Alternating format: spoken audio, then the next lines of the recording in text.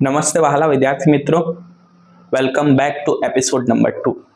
આ બીજો એપિસોડ છે. પહેલા એપિસોડ યાદ કરો. યસ, પહેલા એપિસોડની અંદર આપણે વિદ્યુત ભાર વિશે પરિચય મળ્યો, જે આપણું ટાઇટલ છે ઇલેક્ટ્રિક ચાર્જ, વિદ્યુત ભાર. અને યાદ કરો, મેં એ ક્લાસની અંદર તમને ઘણી બધી વ્યાખ્યાઓ કીધી કે ભાઈ વિદ્યુત ભાર શું છે. તો કે ભાઈ વિદ્યુત ભાર એ જે તે કણનો એક આગવો ગુણધર્મ છે, જેના કારણે શું લાગે છે? યસ, એ કોઈ બીજા વિદ્યુત ભાર પદાર્થ પર બળ લગાડે છે, અથવા તો એને જ્યારે તમે ઇલેક્ટ્રિક ફિલ્ડની અંદર મૂકો છો ત્યારે એની પર બળ લાગે છે. પણ સાચા અર્થમાં જો તમને કહું તો ખરેખર વિદ્યુત ભાર શું છે એ હજી સુધી આપણને ખબર નથી. તમને જાણીને નવાઈ લાગશે કે વિદ્યુત ભારની વ્યાખ્યાઓ આપણે કરીએ છીએ, એ દરેક વ્યાખ્યામાં, માટે મેં તમને પહેલા એપિસોડમાં એ વાત ના કીધી. તમે યાદ કરો, તમે જ્યારે ન્યૂટોનિયન મિકેનિક્સ ભણ્યા ત્યારે તમે દળની વ્યાખ્યા કરી હતી. દળની શું વ્યાખ્યા હતી? પદાર્થમાં રહેલા દ્રવ્યના જથ્થાને દળ કહે છે. અથવા તો તમે એવું કહેતા કે ભાઈ દળ એક એવું ફંડામેન્ટલ પ્રોપર્ટી છે કે જેના દ્વારા પદાર્થ ગુરુત્વાકર્ષણ બળનો અહેસાસ કરે છે. જો પદાર્થ દળ ધરાવે છે તો શું શું થશે એની તમે વ્યાખ્યા કરી હતી. સેમ રીતે યાદ કરો, એપિસોડ 1 ની અંદર મેં એવી વ્યાખ્યાઓ કરી કે જો પદાર્થ વિદ્યુત ભાર ધરાવે છે તો એની સાથે શું શું થઈ શકે? તો કે ભાઈ વિદ્યુત ભાર ધરાવે છે તો બીજો વિદ્યુત ભાર ધરાવતો હોય ને તો એની ઉપર બળ લગાડશે. વાહ! બીજું, જ્યારે એને ઇલેક્ટ્રિક ફિલ્ડમાં મૂકવામાં આવશે તો એના ઉપર બળનો અહેસાસ થશે. વાહ! પણ વિદ્યુત ભાર શું છે? તો ઇન રિયલ તમે ઘણી બધી વ્યાખ્યાઓ જોઈ શકો છો. એ કહેવાય કે ભાઈ હોઈ શકે, એટલે છેલ્લે લોકો એવું લખી દે કે electric charge is a fundamental property of matter. અને ખરેખર એ વસ્તુ સાચી છે. હજી સુધી આપણે એવું નહીં સમજી કે આનો મતલબ વિદ્યુત ભાર. પણ પછી તમને યાદ હોય, મેં અહીંયા લખ્યું નથી તમને રિવાઇઝ કરાવવા, પણ પહેલા કરાવી દઉં કે ઘણી બધી વિસ્તૃત ચર્ચા આપણે વિદ્યુત ભાર ઉપર થયેલી છે. બેન્જામિન ફ્રેન્કલિન આવી અને એવું કીધું કે ધન અને ઋણ એમ બે પ્રકારના વિદ્યુત ભારો હોય. ધન અને ધન વિદ્યુત ભાર એકબીજાથી રિપેલ થશે. ઋણ અને ઋણ વિદ્યુત ભાર એકબીજાથી અપાકર્ષણ થશે. ધન અને ઋણ હોય તો એટ્રેક્શન થશે, આકર્ષણ થશે. તમે એવું પણ કીધું કે આ એક અદિશ રાશિ છે, એના સિમ્પલ સરવાળા થઈ શકે છે. અને પછી મેં તમને ઘણા બધા ડિજિટલ પ્રયોગો આ જ સ્ક્રીન ઉપર બતાવ્યા હતા. યાદ છે? ઓકે. હવે હું તમને કેમ એ યાદ કરાવું છું? કારણ કે એના બેસિસ પર આપણે 3 રીતે પદાર્થને વ્યાખ્યાયિત કર્યા છે. તમે જોયું હશે કે ભાઈ જ્યારે કોઈ તમારા મિત્રને શોક લાગે, જેમ કે કોઈ ખોલ્ડર ભરાવામાં જાય છે એનો શોક લાગે, તો ઇન ધ સેન્સ તમારા મગજની અંદર ખબર છે કે તમારે શું કરવું જોઈએ. તમે શું કરશો? લાકડું લઈને જશો, કાં તો યસ પ્લાસ્ટિકનો સળિયો લઈને જશો. કોઈને મગજમાં એવું આવે લાય લોખંડનો સળિયો લઈને એને છોડાવ? ના. બાય ડિફોલ્ટ, બાય નેચર આપણને હવે એવી ખબર પડી ગઈ છે કે લાકડું કે પ્લાસ્ટિક લઈને જઈશું તો એને શોકથી છોડાઈ શકશું. કારણ કે લાકડા કે પ્લાસ્ટિક દ્વારા આપણને શોક લાગશે નહીં. અને જો લોખંડ લઈ અથવા તો લોખંડનો સળિયો લઈને એને છોડાવવા ગયા તો શું થશે? આપણને પણ શોક લાગશે. આ બાય ડિફોલ્ટ આપણને ખબર છે, ભલે આપણે ફિઝિક્સ ભણ્યા નથી. તો એનો અલ્ટિમેટ મતલબ શું થાય? એનો અલ્ટિમેટ મતલબ એવો થાય કે ભાઈ લાકડું કે પ્લાસ્ટિક જે છે એ ઇલેક્ટ્રોનનું અવાહક છે. ઇલેક્ટ્રિસિટી કે જેની અંદરથી પસાર થઈ શકતી નથી, ફ્લો ઓફ ઇલેક્ટ્રોન કે જેને તમે કહેશો આગળ જઈને, એ એની અંદરથી પસાર થઈ શકતો નથી. તો એ એક અવાહક પદાર્થની અંદર આવે છે. જ્યારે લોખંડ એ વાહક પદાર્થની અંદર આવે છે. અને એને ઉપરથી આપણે ટોટલ 2 કેટેગરી પાડી હતી અને પાછળથી એક કેટેગરી એડ કરવામાં આવી. This is our last chapter of class 12. એ તમે ભણશો સેમિકન્ડક્ટર્સ એન્ડ મટીરિયલ્સ. તો તમારા બુકની અંદર આ ડિટેલ્સ છે. હું તમને એકાદ 2 એક્ઝામ્પલ આપીને જણાવું કે ભાઈ પહેલો જે ભાગ પડ્યો એ પાડ્યો વાહકો કે કંડક્ટર્સ. કંડક્ટર્સ કોને કહેવાય? તો કે ભાઈ જે વિદ્યુતનું વહન કરી શકે, જેની અંદરથી ઇલેક્ટ્રોન્સ પસાર થઈ શકે અને ફ્રીલી પસાર થઈ શકે. જેમ કે કોઈ પણ તમે મેટલ લઈ લો, અથવા તો કોપર લઈ લો, ગોલ્ડ લઈ લો, સિલ્વર લઈ લો. દરેક પ્રકારના જે મેટલ છે એ પદાર્થના વાહક છે. બીજી વસ્તુ, અવાહક પદાર્થો કોને કહેવાય? તો કે ભાઈ પ્લાસ્ટિક, રબર, લાકડું, આ બધા અવાહક પદાર્થોમાં આવે કે જેની અંદરથી કરંટ પસાર ના થઈ શકે. પણ યાદ રાખજો, મેં તમને જે અહીંયા પ્રયોગો દેખાડ્યા હતા, કાંસકો, પ્લાસ્ટિકનો સળિયો, એ બધા શું છે? યસ, એ બધા અવાહક પદાર્થો છે. અવાહક પદાર્થો એનો મતલબ એવો નથી કે એની ઉપર વિદ્યુત ભાર ના રહી શકે, એ વિદ્યુત ભારિત થઈ શકે, પણ જ્યાં માની લો કે આ પ્લાસ્ટિક જે છે એની ઉપર હું એક વિદ્યુત ભાર મૂકું, મતલબ કે એક ઇલેક્ટ્રોન કશેકથી આવ્યો તો એ સપાટી ઉપર તો રહી શકે, પણ આ પ્લાસ્ટિકની પેન એ ઇલેક્ટ્રોનનું વહન ના કરી શકે. સમજ્યા તમે? ધીમે ધીમે સમજશો. હાલ તો જસ્ટ પૂરતું ઇન્ટ્રોડક્શન છે કે ભાઈ આ જે વસ્તુ જે છે એ ઇલેક્ટ્રોનનું વહન નહીં કરી શકે.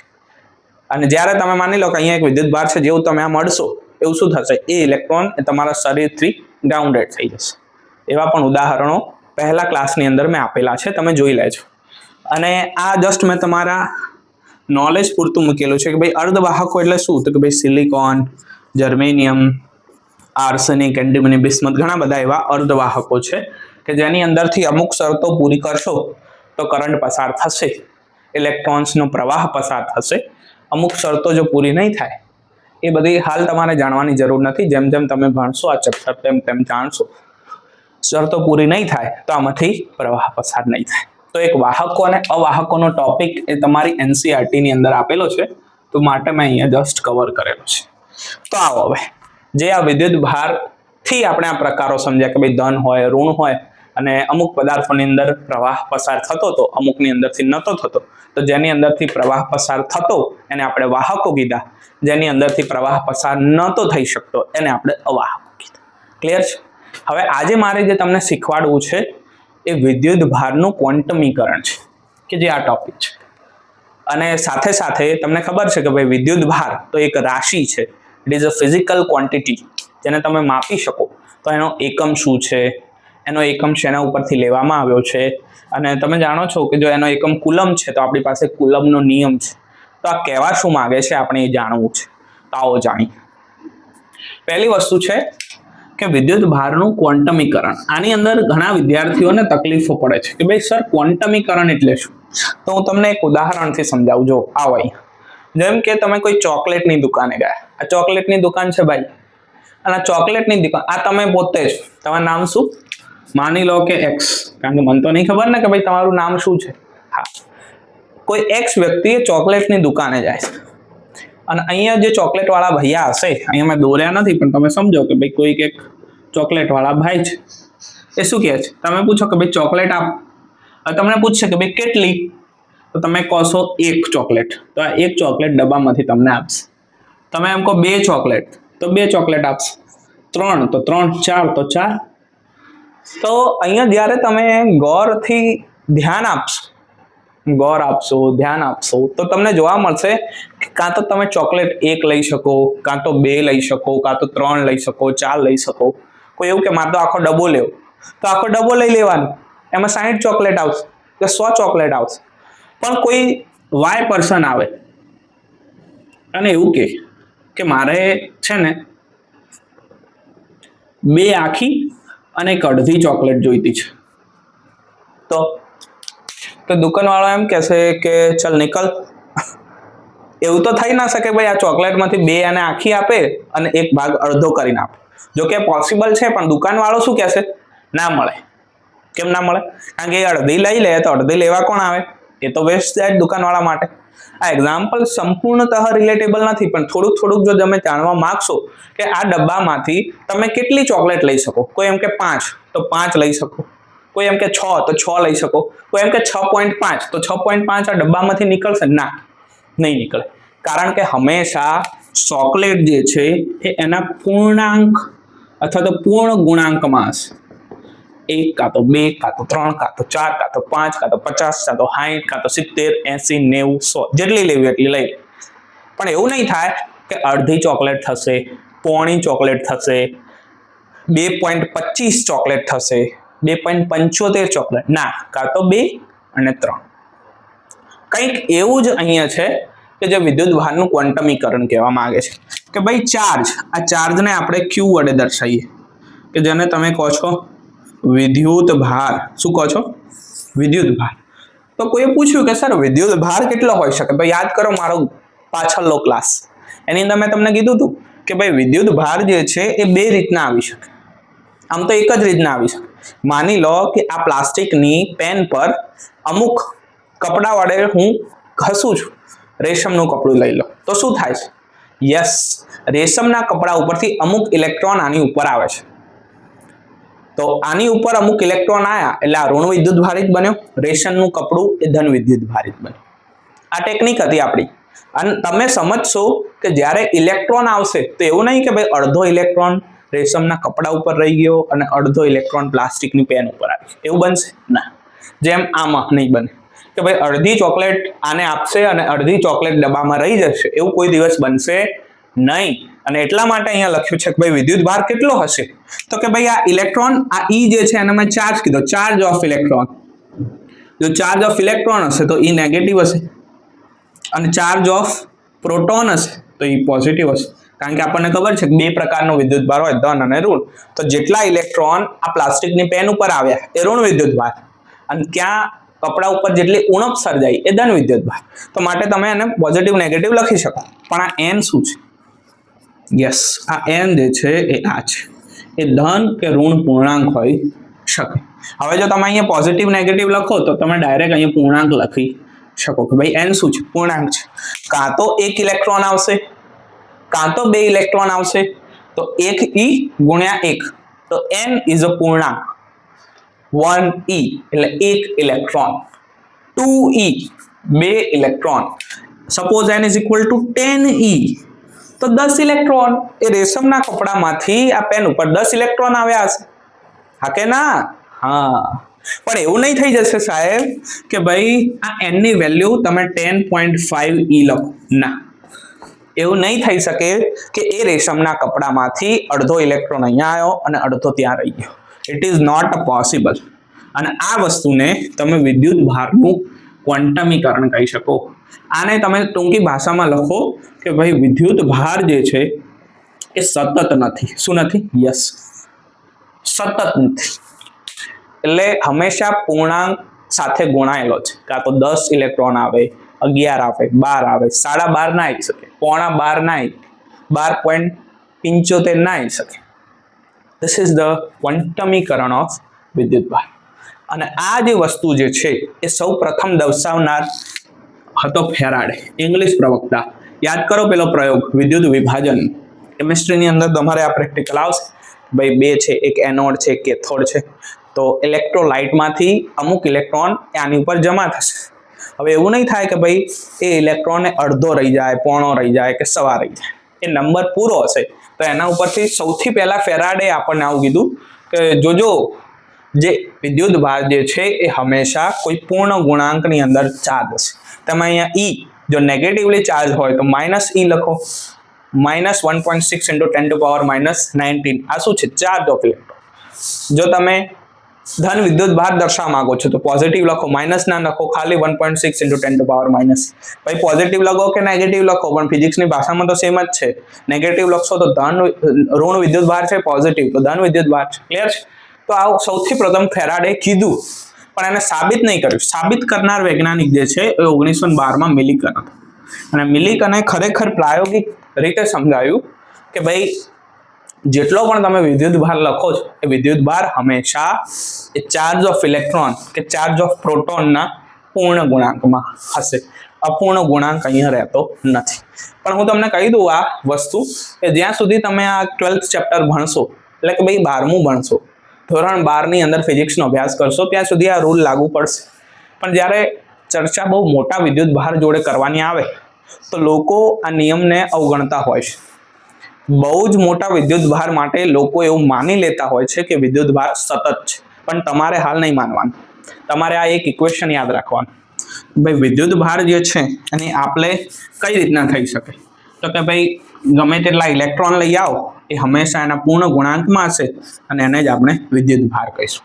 હવે આવો વિદ્યુત ભારનો એકમ, આ એક રાશિ છે, તમે એને માપી શકશો? હા, કે ભાઈ આ મારી પેન છે પ્લાસ્ટિકની અને જ્યારે મેં એને કપડા જોડે રબ કરી તો આ કપડામાંથી અમુક ઇલેક્ટ્રોન આ પેન ઉપર આવતા રહે અને એટલા ઇલેક્ટ્રોન આ કપડાની ઉણપ અહીંયાથી ગાયબ થયા હશે. આની પર ધન વિદ્યુત ભાર, આની પર ઋણ વિદ્યુત. શું તમે માપી શકો? હા, તમે માપો કેટલા ઇલેક્ટ્રોન આવ્યા? 1 2 3 4 5 6 7 8 9 10. તો 10 આ 10 અને આ ઇલેક્ટ્રોન. તો તમે આને માપી શક્યા?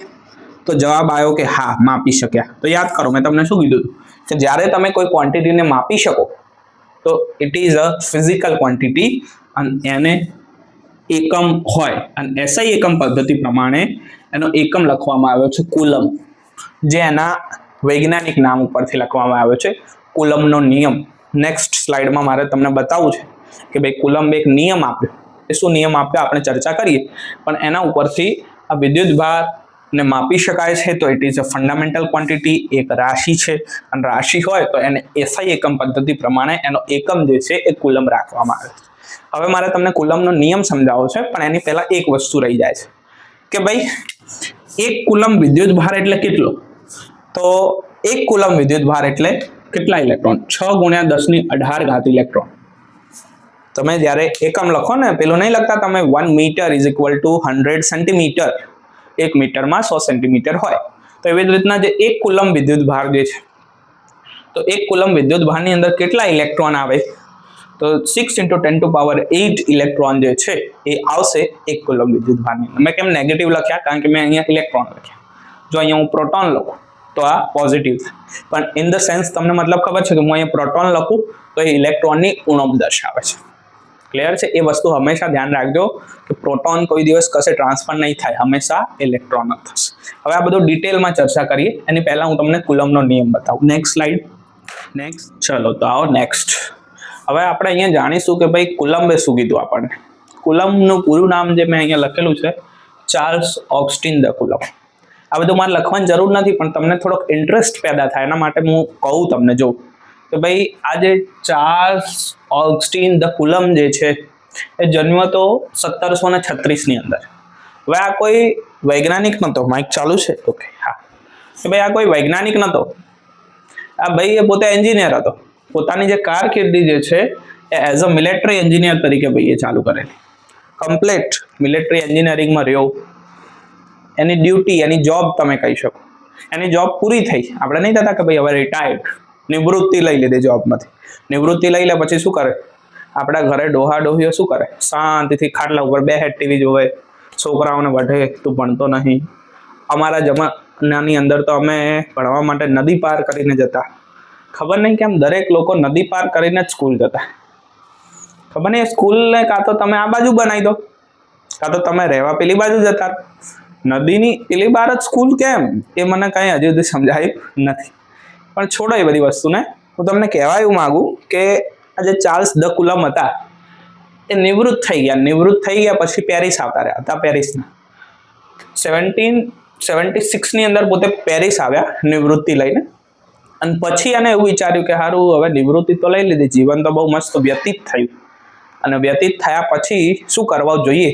તો પોતે એવું વિચાર્યું કે આપણે થોડીક વૈજ્ઞાનિક સંશોધનની પ્રક્રિયા કરી. જો આવો માણસ વિચારી શકે અને તમે અત્યારે આટલી નોજવાન ઉંમરે ભણવાની ના પાડી દો. અને આ ભાઈ નિવૃત્તિ લીધા પછી વૈજ્ઞાનિક વિશે વિચારવાનું વાત કરે છે. ચલો જોઈએ, થોડીક રિસર્ચ કરીએ. અને એ ભાઈએ વર્તુલાનો પ્રયોગ આવે એક, એ હું તમને આ સ્લાઇડની અંદર નહીં સમજાવું, બીજા વિડીયોની અંદર કમ્પ્લીટલી ડિટેલમાં એક્સપ્લેન કરીશ કે ભાઈ વર્તુલાનો પ્રયોગ એટલે શું ને એનાથી આપણને શું શું જાણવા મળી શકે.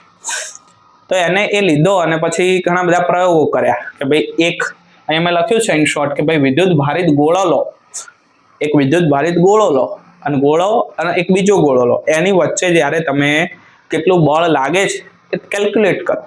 પછી શું કરો? ગોળાની ત્રિજ્યા નાની કરો, એ બંને વચ્ચે અંતર વધારો, કેટલું બળ ઓછું થયું, કેટલું બળ વધ્યું, એ બધા પ્રયોગો કરો. અને એની ઉપરથી એને એક નિયમ આપ્યો જેને વ્યસ્ત વર્ગનો નિયમ કહેવાય.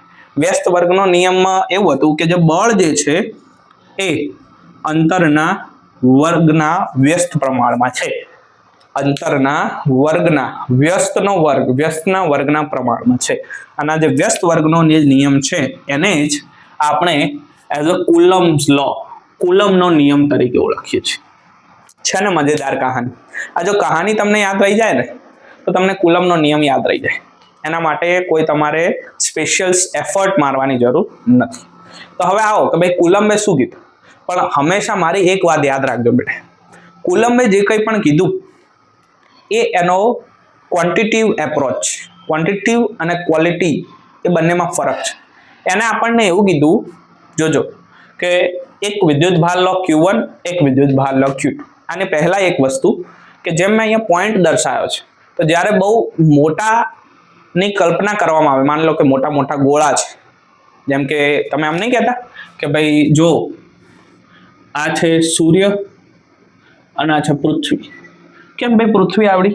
કારણ કે તમને ખબર છે કે ભાઈ આ જે સૂર્યની કલ્પનાની અંદર પૃથ્વી તો બહુ નાની છે અને પૃથ્વીને તમે એઝ અ પોઈન્ટ તરીકે દર્શાવી શકો.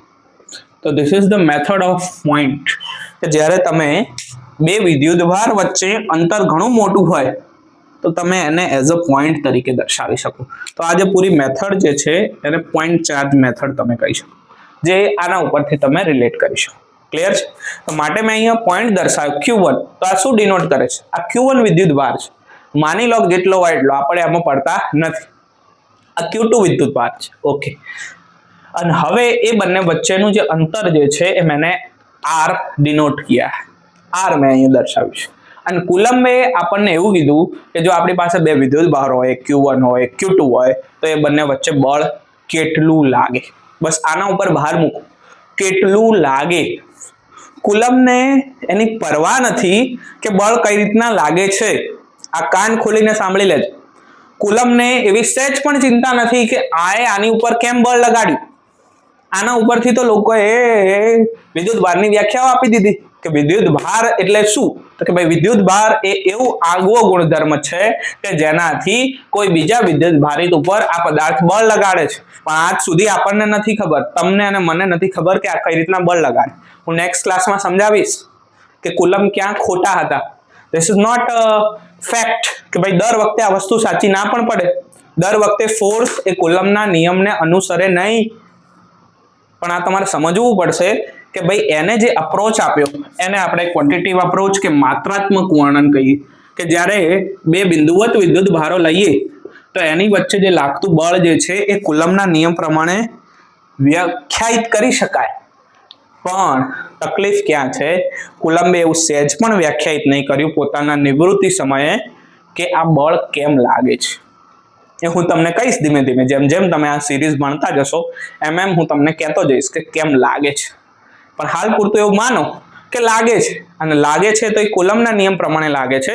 અને કોઈકે પૂછ્યું કે બોલ કુલમ્બ, આ એક વિદ્યુતભાર છે, આ બીજો વિદ્યુતભાર છે, તો કેટલું બળ લાગશે? તો કુલમ્બે કીધું કે ભાઈ વ્યસ્ત વર્ગના નિયમ પ્રમાણે. અને કુલમ્બે આ એક સ્ટેટમેન્ટ એડ કર્યું કે ભાઈ બળ એટલું લાગશે. કેટલું લાગશે? કે તમે Q1 વિદ્યુતભાર લો, ઓકે, તમે Q2 વિદ્યુતભાર લો, ઓકે, આ બંનેનો ગુણાકાર કરો એટલે ડોટ પ્રોડક્ટ. લા ભાઈ વિદ્યુતભાર અદિશ કે નહીં, તો બંનેનો ગુણાકાર કરો એના સમપ્રમાણની અંદર, અને બળ એ અંતરના વર્ગના, કેટલું ડિસ્ટન્સ છે R, તો R નો સ્ક્વેર કરી દો એના વર્ગ પ્રમાણમાં. આ બંનેને સાથે લખો. બળ એ વિદ્યુતભારના સમપ્રમાણમાં, બળ એ અંતરના વર્ગના વ્યસ્ત પ્રમાણમાં. આના ચલે છે દૂર કરવા તમે એક કોન્સ્ટન્ટ મોટો K, અને K કોન્સ્ટન્ટનું મૂલ્ય આટલું છે જે તમારી બુકમાં આપેલું છે 9 × 10⁹. આવા કેવી રીતના આવ્યું બધું કોઈક દિવસ ડિટેલમાં વિડીયો બનાવીશું તો સમજીશું કે ભાઈ how to find value of constant K. તમને આ બધી વસ્તુ કઈ રીતના જાણવા મળે છે. પણ હાલ પૂરતું તમે આ કુલમ્બના નિયમ ઉપર ધ્યાન આપો, ગૌર કરો આ બાબત ઉપર. કુલમ્બે આટલું કહી દીધું કે ભાઈ જ્યારે બે વિદ્યુતભાર હશે તો એક વડે બીજા ઉપર કેટલું બળ લાગશે? તો કે આટલું. તો આના વડે આની ઉપર કેટલું બળ લાગશે? તો કે ભાઈ આટલું. પણ મેં અહીંયા લખ્યું છે કે બળ એક સદિશ રાશિ છે. બળ એક સદિશ રાશિ. કોઈ એમ કે Q1 વડે Q2 ઉપર વિદ્યુતભાર આટલું લાગશે પણ આ દિશામાં, અને એવી રીતના આના વડે આ વિદ્યુતભાર આ બાજુ લાગશે આ દિશામાં. એટલે કે ભાઈ અહીંયા એક વ્યક્તિ છે, હું એને બળ લગાડું એટલે આમ ધક્કો મારું તો આ જે ધક્કો જે છે, આ જે બળ જે છે એ Q2 ઉપર લાગશે આટલું. હવે Q2 જો મને ધક્કો મારશે તો એટલું બળ મારા ઉપર લાગશે, ખાલી દિશાનો ફરક આવશે. એટલે અહીંયા ફોર્સને એઝ અ વેક્ટર તરીકે મેં દર્શાવ્યું છે. કુલમ્બને એની સહેજ પણ પરવા નથી કે આ બળ કેમ લાગ્યું, શા માટે લાગ્યું. અને હજી હું તમને એક વસ્તુ કહું કે કુલમ્બનો નિયમ એવું જરૂરી નથી કે દર વખતે કુલમ્બનો નિયમનું પાલન થાય છે. અમુક એવા સિનારીઓ આવશે, અમુક એવી ઘટનાઓ આવશે કે જેથી કુલમ્બનો નિયમનું પાલન નહીં થાય. કુલમ્બે હજી એવું કીધું જ નથી કે બળ શેના કારણે લાગ્યું સર, અને શેના કારણે લાગ્યું જો તમે ના જાણતા હોય તો તમે એઝ અ ફેક્ટ તરીકે બળને વ્યાખ્યાયિત ના કરી શકો. તો તમે અત્યાર સુધી આટલું નોંધો. નેક્સ્ટ સ્લાઇડમાં હજી એક કુલમ્બના નિયમનું સ્વરૂપ છે, હું તમને જણાવું. નોંધી લીધું? કુલમ્બે આપણને શું કીધું કે F = K Q1 Q2/R² જેટલું બળ લાગશે. અને તમે થોડું ગૌરથી જુઓ, આ બળ એ તમારા ગુરુત્વાકર્ષણ બળ જેવું જ નથી. એફ એફ બે વિદ્યુત ભારોના સમપ્રમાણમાં, બે દળના સમપ્રમાણમાં. અંતરના વર્ગના વ્યસ્ત પ્રમાણમાં, અંતરના વર્ગના વ્યસ્ત. જી જી તો ઘણા બધા રીલ્સ પણ હોય છે કે ભાઈ પેપરમાં કુલમ લખતો હોય એ યસ ન્યૂટનના પેપરમાંથી કોપી મારતા, પણ એવું બધું નથી. આનો પ્રયોગ અલગ હતો, પેલાનો પ્રયોગ અલગ હતો. ભલે ફોર્મ મેચ થાય છે પણ વસ્તુ તમે આની સાથે થોડીક રિલેટ કરી શકો. તો આવો નેક્સ્ટ સ્લાઇડની અંદર. ઓકે નેક્સ્ટ સ્લાઇડમાં આવી ગયા. હા, હવે કુલમના નિયમનું સદિશ સ્વરૂપ આપણે શીખવાનું છે. કારણ કે તમને ખબર છે કે ભાઈ જે મેં બળ લખ્યું છે, આ બળ ઉપર આ જે તીર જે છે શું દર્શાવે છે? ભાઈ બળ જે છે એક સદિશ રાશિ છે, અને સદિશ રાશિ હોય તો તમે ખાલી મૂલ્ય ના લખી શકો, જે તે મૂલ્ય અને એ દિશામાંનો એકમ સદિશ. આના માટે તમારે ધોરણ 11 ચેપ્ટર નંબર 3 યાદ છે? Yes, force in a plane, sorry motion in a plane.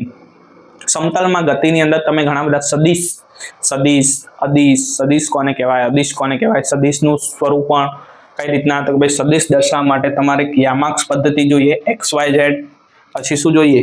ઉગમ બિંદુ જોઈએ, કાં તો તમે એને સંદર્ભ બિંદુ કહેતા, અને જે તે દિશામાંનો તમારે એકમ સદિશ જોઈએ. હંમેશા યાદ રાખવાનું બેટા કે ભાઈ સદિશનું નિરૂપણ કરવા ટોટલ 3 વસ્તુ જોઈએ. 1 યામાક્ષ પદ્ધતિ, નંબર 2 સંદર્ભ બિંદુ, અને નંબર 3 જે તે દિશામાંનો સ્થાન સદિશ. 3 વસ્તુ હોય તો તમે દર્શાવી શકો. હવે આઈ હોપ હું એવું માનીને ચાલુ છું કે તમને એ બધી વસ્તુ ખબર છે કે ભાઈ સદિશ કઈ રીતના દર્શાવે. તો આવો આ સ્પેસ કે આ જે સમતલ છે એની અંદર Q1 આવ્યો, Q2 આવ્યો, અને આપણે એવું જાણવું છે કે જ્યારે Q1 વડે Q2 પર કેટલું બળ લાગ્યું. તો બોલો, સંદર્ભ બિંદુથી R1 એ Q1 નો સ્થાન સદિશ છે, R2 એ Q2 નો સ્થાન સદિશ. અને હવે Q1 અને Q2 દેખો, આ R1 આ R2, તો R1 R2, તો અહીંયાથી હું આ બનાવું તો આ શું થાય બોલો? R2 માઇનસ, જો અહીંયા તમને ખબર પડે પરિણામી સદિશ કોને કહેવાય? જો આ સંદર્ભ બિંદુ, આ એક સદિશ, આ એક સદિશ પર બીજો સદિશ, તો બોલો આ પરિણામી સદિશ. અલા ભાઈ આ ઉગમ બિંદુ, આ એક સદિશ, એકના શીર્ષ પર બીજાનું પુચ્છ, આ બીજો સદિશ, તો પરિણામી સદિશ કયો? આ R2 એ પરિણામી સદિશ. આ કેટલો છે? R1. તો કોઈ કહે કે આ સદિશ કેટલો? તો આ પરિણામી R2, એમાંથી R1 બાદ કરી દો એટલો, તો લખી શકાય બોલો R2 માઇનસ R1, અને ઇન ધ શોર્ટ લખાય R21. એક વડે 2 પર કોઈ એમ કે ભાઈ Q2 પર કેટલું બળ લાગ્યું, તો Q2 તો શું કહેશે કે ભાઈ બળ કઈ દિશામાં આવ્યું? આ દિશામાંથી. એમ કે મને કોઈ ધક્કો મારે તો હું શું કહું? ધક્કો કઈ દિશામાંથી? આ દિશામાંથી. તો આ જે તીર જે છે એ બળ દર્શાવે છે. R21 આ દિશામાંથી બળ લાગે છે. હવે કેટલું લાગે? તો કુલમનો નિયમ પ્રમાણે બોલો F21 કે તો હતો જ Q1 Q2 divided by R². આ કેમ મૂક્યું મેં? યસ, કયું સ્વરૂપ છે? સદિશ સ્વરૂપ. તો આ શું દર્શાવે? જે તે દિશામાંનો એકમ સદિશ. તો આ દિશા છે, આ દિશામાંનો એકમ સદિશ લખાવો. R21 લખી નાખો. R21 હવે એકમ સદિશને કઈ રીતના લખાય? જે તે સદિશ ભાગ્યા તેનું માન. જે તે સદિશ R21 સદિશ ભાગ્યા અનુમાન, એનું ભાગ્યા માન લખો એટલે ચડ્ડી ટોપી કટ થઈ જાય. R21 ચડ્ડી ટોપી કટ. આ તો મૂલ્ય હતું જ, એમને મેં ચડ્ડી ટોપી કટ કરી શકું. બોલો R21 નો સ્ક્વેર ઇન્ટુ R21 નો ક્યુબ. આ ક્યુબ થઈ ગયો. તો બોલો આ ફોર્સ છે, આ એનું મૂલ્ય છે, અને જે તે દિશામાંનો સદિશ છે. કોઈ એમ કે ભાઈ મારે ખાલી તો બળ જ લખવું, તો આને ચડ્ડી પહેરાવી દો, માનાંક લઈ લો, તો આ બળ શું થઈ જાય? F21 is equal to K Q1 Q2 by R². કેમ R²? આનું ભાઈ પેલું થઈ જાય, R² કટ થઈ જાય. તો આ જે છે કુલમનો નિયમ જ છે ને, F is equal to K Q1 Q2 by R².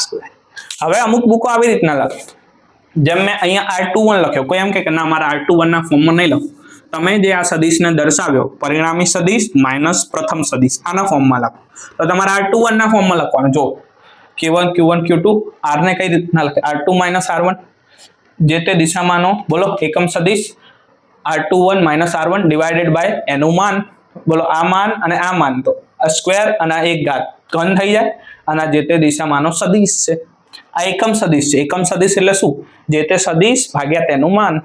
માન અને માન તો એ ગુણાઈ શકે, તો આ ઘન થઈ ગયો, આ વર્ગ થઈ ગયો. અને ઘણા લોકો આ k ને k નહીં લખતા, ઘણા લોકો k ને 1/4 પાઈ એપ્સિલોન નોટ લખે. તો k ની જગ્યાએ તમે 1/4 પાઈ એપ્સિલોન નોટ લખી દો. તો f ઇઝ ઇક્વલ ટુ શું થઈ ગયું, f is equal to k. આનો મતલબ જ છે કે q1 q2 divided by r2 minus r1 નો ક્યુબ ઇન્ટુ આ દિશા. આ શું દર્શાવે, આ ખાલી બેટા ડાયરેક્શન દર્શાવે છે. આ શું દર્શાવે છે, ડાયરેક્શન. એ શું કહેવા માંગે કે 1 વડે 2 પર, યસ, આ 1 વડે 2 ઉપર બળ આમ લાગે છે, આમ. હવે કોઈ એમ પૂછે કે સર 2 વડે 1 પર બોલો ને, તો આ 2 વડે 1 પર તો આ બળ આમ થઈ જાય. તો પરિણામી આ જો અહીંયા આ q1 છે, આ q2 છે, તો બોલો q2 વડે q1 ઉપર આમ ના થયું, તો બોલો આ એક સદિશ, એના ઉપર આ બીજો સદિશ, તો પરિણામી સદિશ આ. તો બોલો r1, તો આ r2, તો પરિણામી આ હોય તો આ શું લખાય, r1 પરિણામી માઇનસ આ r2. તો બોલો ખાલી r1 ને r2 ના ચિહ્નો ચેન્જ કરી દો, અહીંયા માઇનસ લખી દઉં, તો આના બરાબર જ ના થાય. f12 ની જગ્યાએ આ શું થઈ જાય, 2 વડે 1 પર, પણ ખાલી દિશા જે છે એની શું થઈ જાય, નેગેટિવ થઈ જાય. તો જો આ ન્યૂટનના ત્રીજા નિયમ જેવું જ છે ને, 1 વડે 2 પર, 2 વડે 1 પર, ખાલી દિશા ઉલટી છે. એટલે કોઈ એમ કે ભાઈ q2 તું બોલ, q1 એ તારા ઉપર કેટલું બળ લગાડ્યું, તો કે ભાઈ આટલું, પણ કઈ દિશામાં, તો કે આ દિશામાં. હવે કોઈ એમ કે ભાઈ q1 તું બોલ, q2 એ કઈ દિશામાં બળ લગાડ્યું, આ તમે સ્થાન સદિશ દોર્યા, પણ ક્યાંય બાજુથી બળ લાગે તો q2 એ આ દિશામાં બળ લગાડે, આવે. તો બંને બળનું મૂલ્ય સેમ રહેશે, પણ ખાલી દિશા ઉલટાઈ જશે. 1 2 2 1. આ બધી લખવાની મેથોડોલોજી છે. મેં કેમ આ બધી મેથોડોલોજી લખાઈ, કારણ કે મારે ક્યુલમનો નિયમ જે છે એ તમને થોડોક ડિટેલમાં સમજાવવો છે. તમે જ્યારે કોઈ ન્યુમેરિકલ સોલ્વ કરશો તો કોઈક દિવસ તમારે સદિશ સ્વરૂપ લખવાનું આવે, પણ ઘણી ખરી જગ્યાએ આપણે કુલમનો નિયમ નહીં ઉપયોગ કરતા. કેમ? કારણ કે એ સાર્વત્રિક સાચું નથી. મારે તમને એક વાત કહેવી છે, કુલમનો નિયમ એ ત્યારે જ સાચો છે કે જ્યારે બે વિદ્યુત ભારો એ સ્થિર છે. જો એને સહેજ પણ મોશન કરી અથવા તો વિદ્યુત ભારો જે છે એ ગતિમાં છે, તો તમે કુલમનો નિયમ નહીં લાગુ પાડી શકો. કઈ રીતના નહીં લાગી પાડી શકો, કેમ ખોટો છે, એની ચર્ચા જે છે એ હું કરીશ નેક્સ્ટ વિડીયોની અંદર. તો એ ખાસ જોજો વિડીયો. તો આ થોડુંક મેં સદિશ સ્વરૂપ દર્શાવ્યું છે કુલમનું, જે તમારી બુકની અંદર છે, અને ખાસ કરીને આ બધા જોડે ચર્ચા કરવાની આપણે નથી થતી. તો કેમ નથી થતી, કુલમ કઈ જગ્યાએ ખોટો હતો અને ખરેખર આનો મતલબ શું છે એ આપણે જાણીશું नेक्स्ट वीडियो ની અંદર. So thank you very much to all. आज की कहानी यहीं तक.